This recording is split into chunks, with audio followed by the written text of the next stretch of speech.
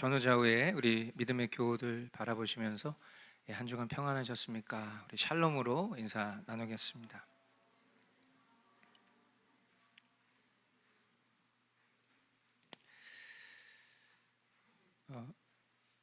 주보의 그 설교 노트에 제가 빈칸을 누락했습니다. 그래서 설교 요약집이 되어버렸는데 알아서 여러분들이 활용하시면 되겠습니다. 하나님의 은혜가 내게 들어오다 로마서 강의 10번째 시간입니다. 죄에 대해서는 죽은 사람이요 하나님을 위해서는 그리스도 예수 안에서 살고 있는 사람이라는 제목 가지고 로마서 6장 하나님의 말씀 선포하도록 하겠습니다. 먼저 1절부터 5절까지 말씀입니다. 그러면 우리가 무엇이라고 말을 해야 하겠습니까? 은혜를 더하게 하려고 여전히 죄 가운데 머물러 있어야 하겠습니까? 그럴 수 없습니다. 우리는 죄에는 죽은 사람인데 어떻게 죄 가운데서 그대로 살 수 있겠습니까? 세례를 받아 그리스도 예수와 하나가 된 우리는 모두 세례를 받을 때에 그와 함께 죽었다는 것을 여러분은 알지 못합니까? 그러므로 우리는 세례를 통하여 그의 죽으심과 연합함으로써 그와 함께 묻혔던 것입니다. 그것은 그리스도께서 아버지의 영광으로 말미암아 죽은 사람들 가운데서 살아나신 것과 같이 우리도 또한 새 생명 안에서 살아가기 위함입니다. 우리가 그의 죽으심과 같은 죽음을 죽어서 그와 연합하는 사람이 되었다면 우리는 부활에 있어서도 또한 그와 연합하는 사람이 될 것입니다. 아멘. 지난 시간 우리가 5장 말씀 가운데 이런 말씀이 있었습니다. 죄가 많은 곳에 더욱 은혜가 넘쳤다. 참된 신자라면 자신이 용서받지 못할 죄인이었으나 나의 어떠함과 상관없이 하나님의 넘치는 은혜로 나의 모든 죄가 예수 그리스도의 십자가 공로로 사함을 받았다는 사실로 인하여 감격할 것이다. 그리고 그것은 단순한 어떤 감정적인 감격을 뛰어넘어서 이제는 더 이상 예전처럼 살 수 없는 실제가 되어야 한다. 그것을 우리가 지난 시간 나누었죠.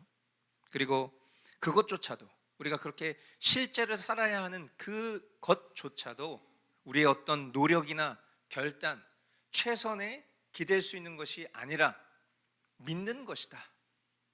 무엇을 믿는 것입니까? 갈라디아서 2장 20절 우리가 너무나 잘 아는 말씀이죠. 같이 한 목소리로 읽어보도록 하겠습니다. 나는 그리스도와 함께 십자가에 못 박혔습니다. 이제 살고 있는 것은 내가 아닙니다. 그리스도께서 내 안에서 살고 계십니다. 내가 지금 육신 안에서 살고 있는 삶은 나를 사랑하셔서 나를 위하여 자기 내어주신 하나님의 아들을 믿는 믿음 안에서 살아가는 것입니다. 아멘. 이것을 믿는 믿음으로 우리가 실제를 사는 것입니다. 우리가 예수 그리스도와 함께 죽었고 예수 그리스도와 함께 묻힌 것은 예수님이 성부 하나님의 영광으로 말미암아 부활하신 것과 같이 우리도 새 생명 가운데 살게 하려 함인 것입니다. 이 영적이고 신비로운 하나님의 방식이 오늘 나의 믿음임을 믿는다라는 것입니다. 죄 짓지 않기 위해 노력하는 것으로 믿음의 실제를 살 수 있습니다. 그러나 믿음 없는 자기 열심, 그것은 결코 우리에게 참된 성화를 주지 않을 것입니다. 나는 죽었고 그리스도로 산 삶이라는 것은 하나님 편에서 이미 이루어진 일이며 오늘 그것이 나의 삶이라는 것을 믿는 것이야말로 진정 우리의 삶을 바꿀 참된 하나님의 지혜요 또 능력이 된다라는 것을 말씀하고 있는 것이죠. 6절로 11절 말씀, 우리의 옛사람이 그리스도와 함께 십자가에 달려 죽은 것은 죄의 몸을 멸하여서 우리가 다시는 죄의 노예가 되지 않게 하려는 것임을 우리는 압니다. 죽은 사람은 이미 죄의 세력에서 해방되었습니다. 우리가 그리스도와 함께 죽었으면 그와 함께 우리도 또한 살아날 것임을 믿습니다. 우리가 알기로 그리스도께서는 죽은 사람들 가운데서 살아나셔서 다시는 죽지 않으시며 다시는 죽음이 그를 지배하지 못합니다. 그리스도께서 죽으신 죽음은 죄에 대해서 단번에 죽으신 것이요, 그분이 사시는 삶은 하나님을 위하여 사시는 것입니다. 이와 같이 여러분도 죄에 대해서는 죽은 사람이요, 하나님을 위해서는 그리스도 예수 안에서 살고 있는 사람이라는 것을 알아야 합니다. 아멘. 성경이 말하는 옛사람은 단순히 우리가 신앙생활하기 전 사람을 의미하는 것으로 이해해서는 절대로 안 됩니다. 그런 논리라면, 만일 모태신앙이라면 그 사람은 옛사람이 없기 때문이죠. 이것은 우리 존재의 옛사람, 즉 날 때부터 죄를 가지고 태어나는 존재를 말하는 것입니다. 그것이 옛사람입니다. 우리가 잘 알다시피 원죄는 자범죄의 원인이 됩니다. 날 때부터 죄를 가지고 태어난 사람이 죄를 지을 수밖에 없습니다. 그 죄를 지을 수밖에 없는 원인이 원죄 때문이죠. 우리는 모두 날 때부터 죄인, 옛사람으로 태어납니다. 그래서 죄를 범할 수밖에 없습니다. 모든 선에 대하여서 무익한 존재라는 것을 우리가 매주 예배 때마다 고백합니다. 그러나 오늘 이 말씀은 지금 우리는 이러한 옛사람으로 살고 있지 않다, 옛사람은 죽었다라고 선언합니다. 우리가 만일 복음을 몰랐더라면 옛사람에 대한 것도 몰랐을 것입니다. 죄가 무엇인지, 죄의 결과가 무엇인지, 죄인의 말로는 어떠한지 아무것도 몰랐을 것입니다. 그러나 복음을 통해서 죄가 무엇인지, 죄의 결과가 무엇인지, 우리가 어디로 향할 존재였는지 알게 되어서 우리는 이 말씀을 이해하게 되었습니다. 교회를 다니지만 죄 짓지 않기 위해 자신의 실력을 의지하며 노력을 기울이고 세상을 살면서 자신의 내면은 외면한 채 외식적으로 살고 허락된 영원한 생명의 기쁨보다는 이 땅의 가치관을 따라서 일희일비한다면 그것은 참된 신자의 모습이 아닐 것입니다. 성경은 우리에게 이런 옛사람은 그리스도와 함께 죽었다라고 말합니다. 그리스도께서 십자가에서 죽으실 때에 우리도 함께 죽은 것입니다. 그래서 사도 바울은 이 사실을 믿는 사람은 뭐라고 말합니까? 죄에 대해서는 죽은 사람이요, 하나님을 위해서는 그리스도 예수 안에서 살고 있는 사람, 오늘 제목의 말씀이죠. 그렇게 우리를 표현하고 있는 것이에요. 그러므로 참된 신자라면 절대 해서는 안 되는 말이 있습니다. 그런데 이 말을 너무 많이 들었어요. 제가 아직 덜 죽어서요. 마치 이 표현은 본인을 되게 겸손하게 표현하는 표현처럼 들립니다. 제가 아직 덜 죽어서요. 겸손하게 표현하면 제가 아직 덜 죽어서요. 조금 화가 많으신 분들은 내가 아직 덜 죽어서, 이런 식으로 우리 굉장히 많이 얘기하죠. 그런데 여러분, 진리 안에서 분명한 게 있어요. 덜 죽은 것은 없습니다. 둘 중에 하나입니다. 죽었거나 안 죽었거나. 우리가 그리스도 안에서 죽었거나 아니면 그리스도 안에서 여전히 죄인된 상태이거나. 우리의 성화는 그리스도의 부활에 근거한 것이어야 합니다. 그러므로 연약한 자신의 삶에 대해서 그리스도와의 연합을 부정하는 이런 표현, 제가 아직 덜 죽어서요, 이건 그리스도와 무관한 삶인 거예요. 그리스도와의 연합에 아무것도 아닌 존재라는 것을 스스로 밝히는 것입니다. 이런 표현은 절대 겸손할 수 없습니다. 있을 수가 없는 표현입니다. 속는 것이죠.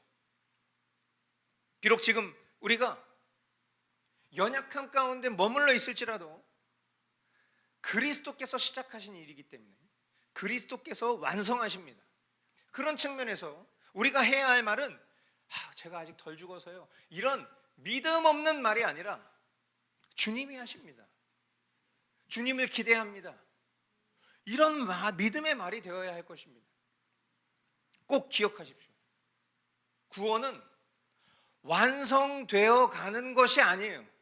주님 편에서 완성하신 구원을 믿는 것입니다. 구원에 합당한 삶으로 인도하시는 그런 주님을, 우리 삶 가운데 연약함이 있지만 그 속에서 주님이 완성하시는 것을 믿기 때문에 비록 우리가 우리의 형편과 우리의 처지와 우리의 꼬라지가 정말 보잘것없어도 그럼에도 주님이 하셨다라는 것을, 주님을 기대한다라는 것을 고백하는 것, 그것을 믿는 것, 그것이 우리가 해야 할 일인 줄 믿습니다. 12절로 14절, 그러므로 여러분은 죄가 여러분의 죽을 몸을 지배하지 못하게 해서 여러분이 몸의 정욕에 굴복하는 일이 없도록 하십시오. 그러므로 여러분은 여러분의 지체를 죄에 내맡겨서 불의의 연장이 되게 하지 마십시오. 오히려 여러분은 죽은 사람들 가운데서 살아난 사람답게 여러분을 하나님께 바치고 여러분의 지체를 의의 연장으로 하나님께 바치십시오. 여러분은 율법 아래 있지 않고 은혜 아래 있으므로 죄가 여러분을 다스릴 수 없을 것입니다. 아멘. 우리가 그리스도와 함께 죽고 그리스도로 살고 있다고 해서 죄에 대해서 완벽합니까? 그렇지 않죠. 또한 우리가 죄 짓지 않기 위해 열심내는 일을 말할 때 분별해야 할 것이 있어요.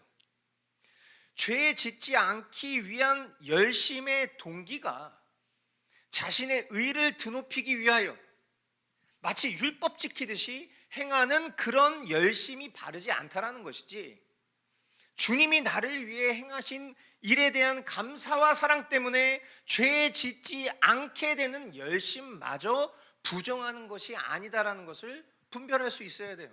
당연히 우리는 죄 짓지 않기 위해서 열심을 내야 됩니다. 그런데 그 열심 속에서도 사탄은 그것을 우리의 의를 삼게 만든다라는 거죠. 하나님의 사랑에 감격하여서 그 감사 때문에 내가 더 이상 이렇게 살 수 없어, 그래서 죄 짓지 않으려고 노력하는 게 아니라 그것도 나의 열심으로 만들려고 하는 것이 나쁘다라는 것입니다. 우리가 반드시 기억해야 될 것, 우리의 존재는 2000년 전 십자가 위에서 바뀌었음을 믿고 기억해야 합니다. 하나님의 은혜가 우리의 생각과 마음을 인도하시도록 우리의 전 존재를 헌신할 수 있어야 합니다. 불의의 도구로 쓰이지 않도록 내게 베풀어 주신 하나님의 은혜를 붙들어야 합니다. 의의 도구로 쓰일 자리로 우리의 존재를 내어 드려야 합니다.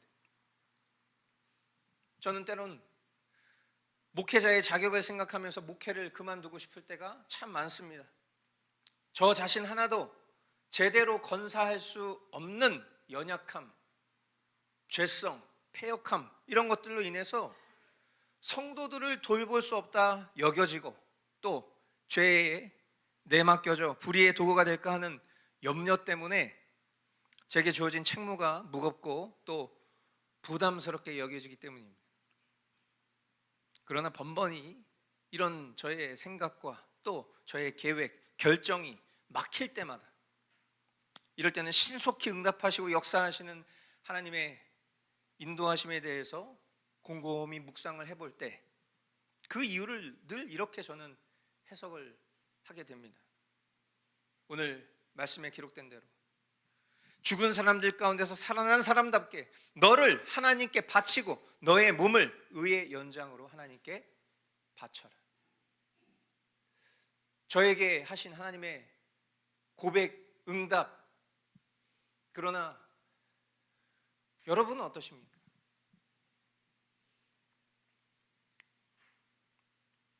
저는 이런 하나님의 말씀 속에서 들려오는 응답을 믿음으로 취할 때마다 어쩌면 제가 목회자가 아니라면 굉장한 불의의 도구로 쓰여졌겠구나. 그러나 하나님께서 이런 은혜의 자리에 두셔서 그나마 의의 도구로 쓰여질 수 있는 가능성과 기회를 훨씬 많이 두셨구나라는 생각하게 됩니다. 제 개인에게는 지금 제게 주어진 삶, 이것이 하나님 저를 보호하시는, 인도하시는 하나님의 은혜의 방편이요, 또 우리 공동체적으로는 그런 저를 돌보시는 하나님의 목양이 아닌가, 그런 생각을 해봅니다. 오늘 우리가 집사 임직을 앞두고 있습니다. 임직을 받는 세 분에게도 동일한 하나님 은혜의 방편이 여러분을 의의 도구로 헌신되게 하실 것을 기대합니다. 그리고 여러분의 삶과 신앙을 성숙해 하시는 인도하심, 아멘으로 받으실 수 있게 되길 바라요. 또한 공동체는, 우리 집사를 맞이하는 공동체는 하나님의 이런 섭리와 역사하심 속에서 그 복을 누리실 수 있게 되기를 또한 축복합니다. 15절로 23절, 그러면 어떻게 해야 하겠습니까? 우리가 율법 아래 있지 않고 은혜 아래에 있다고 해서 마음 놓고 죄를 짓자는 말입니까? 그럴 수 없습니다. 여러분이 아무에게나 자기를 종으로 내맡겨서 복종하게 하면 여러분이 복종하는 그 사람의 종이 되는 것임을 알지 못합니까? 여러분은 죄의 종이 되어 죽음에 이르거나 아니면 순종의 종이 되어 의에 이르거나 하는 것입니다. 그러나 하나님께 감사하는 것은 여러분이 전에는 죄의 종이었으나 이제 여러분은 전에 받은 교훈의 본에 마음으로부터 순종함으로써 죄에서 해방을 받아서 의의 종이 되는 것입니다. 여러분의 이해력이 미약함으로 내가 사람의 방식으로 말하겠습니다. 여러분이 전에는 자기 지체를 더러움과 불법의 종으로 내맡겨서 불법에 빠져 있었지만 이제는 여러분의 지체를 의의 종으로 바쳐서 거룩함에 이르도록 하십시오. 여러분이 죄의 종일 때에는 의에 얽매이지 않았습니다. 여러분 그때 무슨 열매를 거두었습니까? 이제 와서 여러분이 그러한 생활을 부끄러워하지만은 그러한 생활의 마지막은 죽음입니다. 이제 여러분은 죄에서 해방을 받고 하나님의 종이 되어서 거룩함에 이르는 삶의 열매를 맺고 있습니다. 그 마지막은 영원한 생명입니다. 죄의 삭은 죽음이요 하나님의 선물은 우리 주 예수 그리스도 안에서 누리는 영원한 생명입니다. 아멘. 설교가 필요 없습니다. 그냥 이 말씀을 정독하여도 오늘 하나님이 우리에게 말씀하시고자 하는 것이 너무나 분명하죠. 결국 그리스도와 함께 죽고 그리스도로 사는 사람의 삶을 성화의 과정이다, 그렇게 요약한다면 그것은 곧 순종의 원리로 설명이 됩니다. 죄에 순종하면 뭐가 된다는 거예요? 그 죄의 종이 되는 것이다. 그렇게 죄의 종으로 살면 어떻게 된다? 영원한 죽음에 이르는 것이다. 그러나 하나님께 순종하면 하나님의 종이 되는 것이고 거룩하신 하나님의 의 가운데 살다가 영원한 생명에 이르게 된다는 것이다. 그러므로 성화의 핵심은 뭐가 되는 거예요? 순종인 것입니다. 사랑하는 성도 여러분, 우리 속에는 아직도 우리로 범죄케 할 수 있는 죄성, 곧 죄악된 성질인 죄성과 그 성향이 남아 있습니다. 그러나 구원은 이 죄로부터 해방되어서 하나님의 종이 되는 것입니다. 죽어서 천국 가는 게 구원이 아니라고 늘 말씀드렸죠.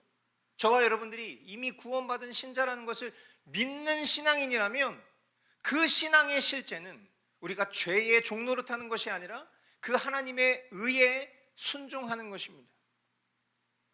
구원의 서정 가운데 성화의 삶은 하나님 구원의 목적과 방향인 것이고, 그리고 참된 신자의 정상적이고 당연한 열매, 증거가 되는 것입니다. 결국 우리를 향한 하나님의 뜻은 우리의 거룩함입니다. 그러므로 예수를 그리스도로 믿고 구원받은 우리는 그리스도와 함께 죽고 그리스도로 살고 있다는 사실을 기억해야 합니다. 그리고 예수 그리스도 안에서 하나님의 말씀, 즉 구약의 도덕법, 신약의 예수님의 가르침, 사도들의 교훈이 담긴 신구약 66권의 말씀을 주야로 묵상할 수 있어야 됩니다. 하나님의 말씀을 읽지 않은 사람은 신자가 아닙니다. 구원받은 사람이 아닙니다.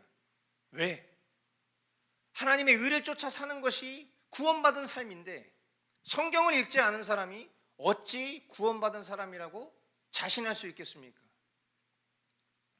순종이 성화의 원리라면 그 순종은 하나님의 말씀을 읽는 것으로 시작하는 것입니다.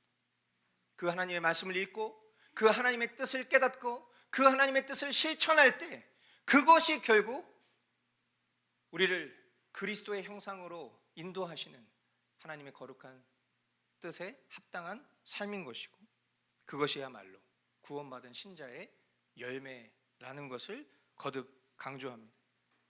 저와 여러분들이 그것을 갈망하면서 주님의 은혜를 구할 수 있게 되기를 바랍니다. 오늘 기도할 때에도 그런 기도를 하셨는데 나라가 굉장히 어렵고 비록 바라고 원하는 그런 결과가 다를지라도 그러나 하나님의 나라는 영원합니다. 제가 제 개인 SNS에 올렸는데 너희는 먼저 그의 나라와 그의 의를 구하라. 그리하면 이 모든 것을 너희에게 더하시리라. 항상 신자의 절대적인 기준은 어떤 정치적인 성향이나 개인의 기호가 아니라 하나님 나라에 있습니다. 그 하나님의 나라의 실현이 때로는 각자가 가지고 있는 정치 논리에 따라서 비춰질 수 있습니다. 그것은 그 마음의 중심은 하나님만 아시겠죠. 그러나 분명한 것은 우리의 어떠한 결과와 상관없이 하나님의 나라는 영원할 것이고 그리고 그에 따른 영속적인 심판과 영속적인 결정은 하나님만이 하실 수 있을 것입니다. 그러므로 참된 신자들에게 이와 같은 때에 더 필요한 것은 어떤 그런 세상의 소리에 밀접하게 관심을 두는 것이 아니라 오히려 더 하나님의 말씀과 기도 가운데로 나아가서 하나님의 의를 구하는 것이야말로 진정 우리가 해야 되는 일인 줄 믿습니다. 그러므로 저와 여러분들이 더욱 이와 같은 때에 정말 겸손히 이 나라를 위해서 기도할 수 있는 그런 신자들 되실 수 있기를 축복합니다.